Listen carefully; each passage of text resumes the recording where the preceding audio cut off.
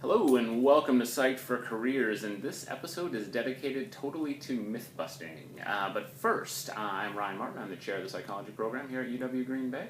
And I'm Chris Vespia, and I'm a faculty member here in psychology and human development, and it's great to see you all again. Yes, and so what we have today is basically we're going to talk about some myths we hear from students, and we're going to relate to careers, and we're going to bust those myths. So, Yes. You want to start out with myth number one? I would love to do that. And by the way, we're doing this in particular because registration is coming up for classes, and so we want you to be thinking about these myths as you're doing that. The first myth that I hear a lot from students is that a double major is really marketable.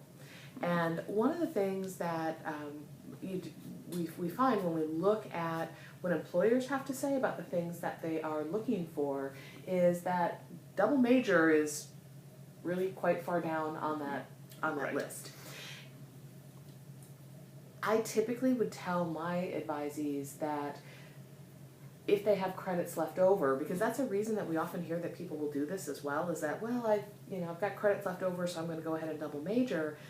Honestly, there are a lot of skills that are going to be far more attractive to employers.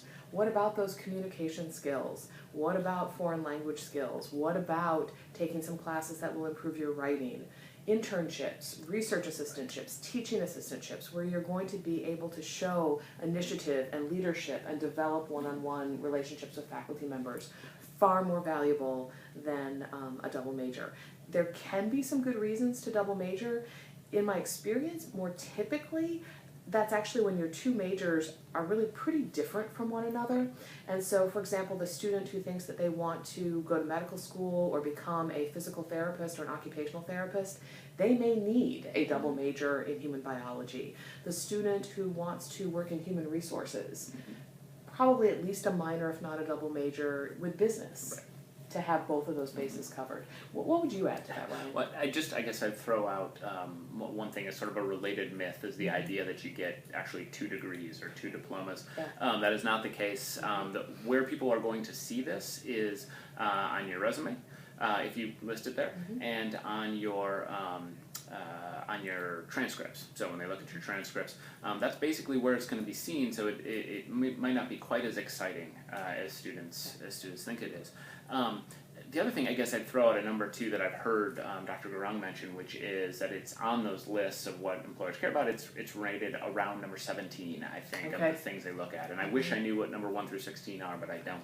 I can get that information though for you. So I guess when it comes to myth number 1, it's not that double majoring is never the right thing to do. It's just that you have to be thoughtful about it and think about why you're doing it, and not just because, well, employers will think it's cool.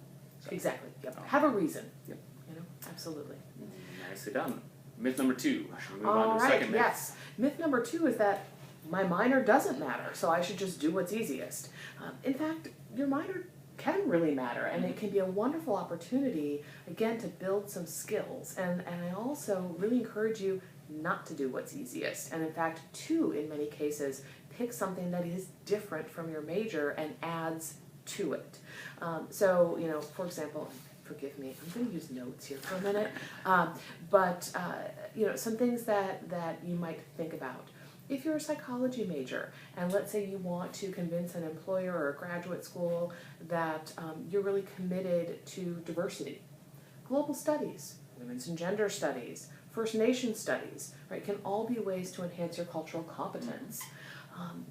Whether you want to be a therapist or you want to actually work in business is something to think about. It's not as though, as a therapist, you don't have to deal with the economic side of things.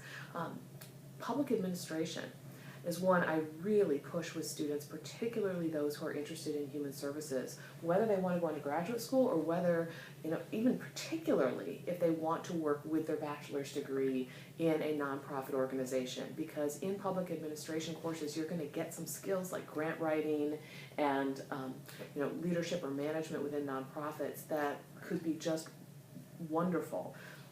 Foreign language, communication, lots of really great options. Yeah, absolutely. This is a big myth for me to bust, because I do think your minor can offer a lot of breadth. It can offer you a lot of, and maybe breadth isn't the right word, but something different, you know, than what you're getting in psychology, that makes you stand out from other students. The same way when we talk about when a double major is the best option, it's when it's something different, you know, when it's something that's really distinct. I think that's true here as well, and the options you listed are really good ones. So occasionally using notes is actually a good thing. Yes. That's a tip for class. Yes, yeah, not an exam though, unless you've got permission. So. All right, myth number 3, our last myth. We have 3 for you. Yes. Our last myth is that only your psychology classes matter, okay, and that employers are only, or graduate schools are only going to care about your psychology classes. And not true. Again, you can have these classes that are really going to help you with skill building. One of the things we see from employers is that they really highly value communication skills, both written and oral. So just to give you that as an example, you know, if you know that you struggle with speaking out in class, with public speaking, or if you know that you're going to go into some sort of career option where one-on-one interpersonal communication is going to be really important, taking a couple of classes in communication related to fundamentals of interpersonal communication or public address, that could be really great, and it's something that in an interview you can talk about and you can sell as a skill that you have.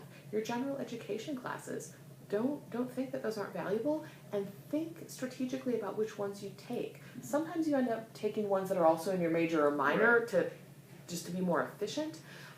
But also take a look at the content of those courses, because there are ways in which you can be strategic about what skill, what additional kind of knowledge base am I going to be bringing in. Yep, absolutely. I think, you know, I routinely find myself with students who think that they have, you know, just I got these leftover credits, what do I do with them? Well, there's lots of opportunities here, and if I can just make a plea for a moment, like, this is an opportunity you might not have again to take some of these classes from other areas, and so, you know, to find classes that are going to give you skills that you're going to want or need, that are personally interesting to you, you know, the things that are going to kind of build you up as a professional and as a person and so on, I think is really, really important, and those don't have to come from psychology. So. And travel courses, if I can put in a plug for that as well, really a wonderful thing to think about. Wow, does it broaden your perspective? Also help with skill building, also something that you might just really enjoy.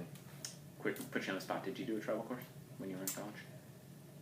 I traveled when I was in college, but I did not do a travel course. Did you? Same situation, and I actually regret not having done a travel course. Yeah, I do too. In some ways, because for a lot of reasons, but one of them is that I would have liked to have. I'd like to teach one, and it'd be easier for me to conceptualize teaching one if I'd taken one. So that was a little tangent, but no, it is really important. Like, don't regret it. You know, Here we are. Yeah. We're regretting. So we're going to go with the final tip, but just to mix things up, I'm going to deliver the final tip this time, and there's 2 of them. One of them is, we've got, like you said, we've got registration right around the corner. That is a really good time to see your advisor. So take a look. You know, try and schedule an appointment with them. Office hours are on our website, actually as of today. Office hours are on the website for everyone. Go find your advisor and make an appointment with him or her. The other tip is to keep watching these. If this is your first episode, there's a playlist here. By my count, we've done 8, 9, 7, somewhere in there, 10. Who knows? We've done a bunch. Exact numbers. There's a lot of good stuff in there on interviewing, on setting up an academic portfolio, on what you can do with a psych degree, and so on. So keep watching. There's some good stuff here. We don't want to be canceled. No. The Nielsen rating's very important to us. Yes. That's a good point. Yeah, this is a plea, really. Please. Keep us on the air.